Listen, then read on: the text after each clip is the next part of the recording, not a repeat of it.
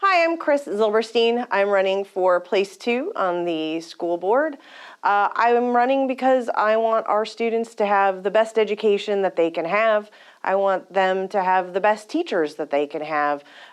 This means recruiting the best of the best, as well as providing both the teachers and the students the ultimate resources to be having a great education and be well-rounded people by the time they graduate.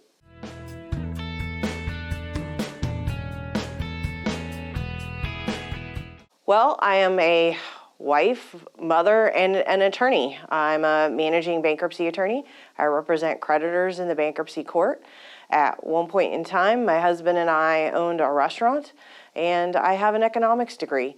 So I have a very well-rounded background and some unique ideas and some forward thinking, and I like to think that I think outside of the box when it comes to solutions and trying to accomplish the goals.